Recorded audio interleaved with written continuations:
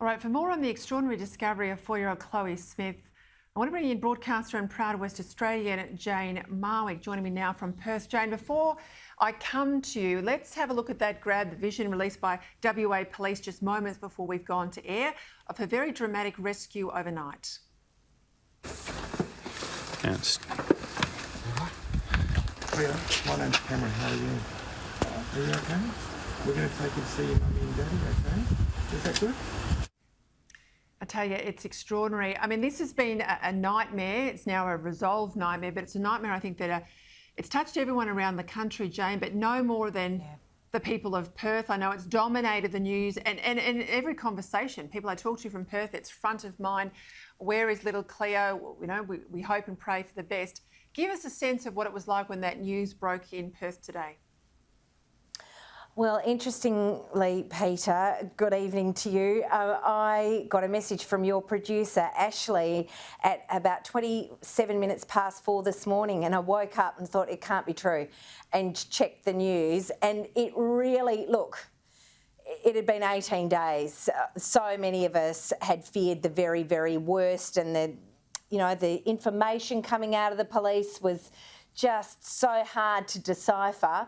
And I got up and I was in a real state of shock, as were most Western Australians when we heard it, and indeed Australians. And then, I mean, I'm watching that footage now on your show and I feel very, very teary.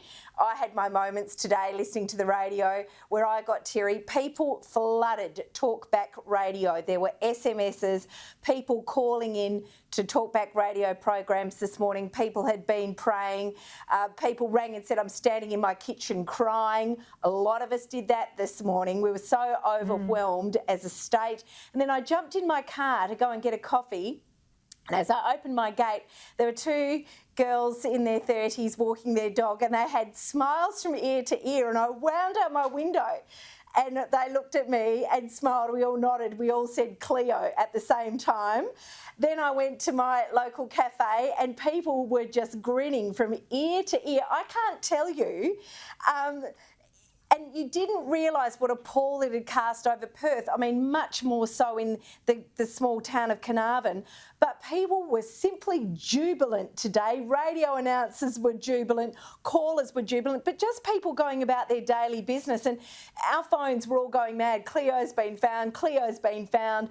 I'm told the town of Carnarvon has been celebrating with balloons and people absolutely exuberant. I was in the southwest yesterday. There were signs Cleo is missing all through this state, you know, hundreds and hundreds of kilometres, thousands of kilometres away from where she'd last been seen.